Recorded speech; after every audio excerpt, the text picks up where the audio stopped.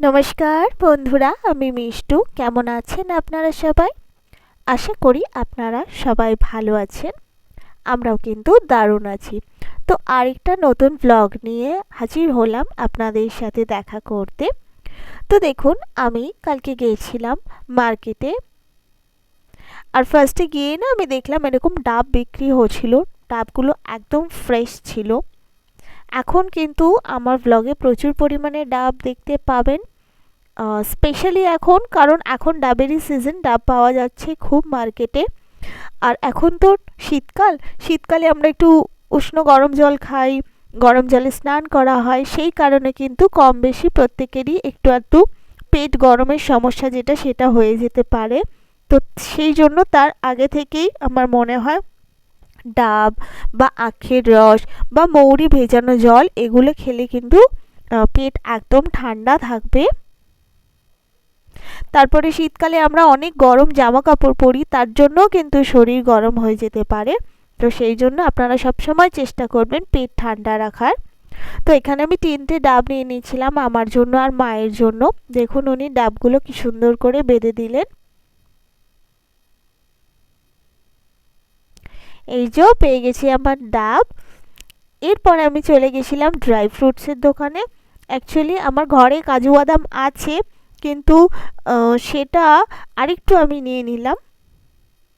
এখন আমার নেওয়া ছিল কাজু বাদাম, আখরোট আর কালো কিশমিশ। তো উনি এই বাদামটা আমাকে দিচ্ছিলেন। তারপর উনি আমাকে একটা কোম্পানির আখরোট দেখালেন। এই আখরোটটা না, আমি এই কোম্পানির আখরোট নিই না, আমি অন্য কোম্পানির আখরোট নিই। তাই আমি বললাম যেটা নিই সেটাই দিন। আর তারপরে আমি চলে গেছিলাম এরকম ফ্রুট জুসের দোকানে। এই দোকানটা আগেও আমার ব্লগে আপনারা দেখে থাকবেন। এখানে গেলেই আমি আখের রস খাই। আর আমি বললাম আমাকে একটা আখের রস দিতে। তো দেখুন আমাদের আখের রস রেডি হচ্ছিল। আর উনি বললেন আমি কি নুন লেবু দেবো? তা আমি বললাম হ্যাঁ, নুন লেবু দিন। তারপরে দেখুন আমার আখের রসের গ্লাস চলে আসলো আমার হাতে। আর আমি এখান থেকে আখের রস খেয়ে নিলাম। আখটা খুব মিষ্টি ছিল আজকে। অন্যদিনও মিষ্টি থাকে, আজকে একটু বেশি মিষ্টি ছিল আখটা।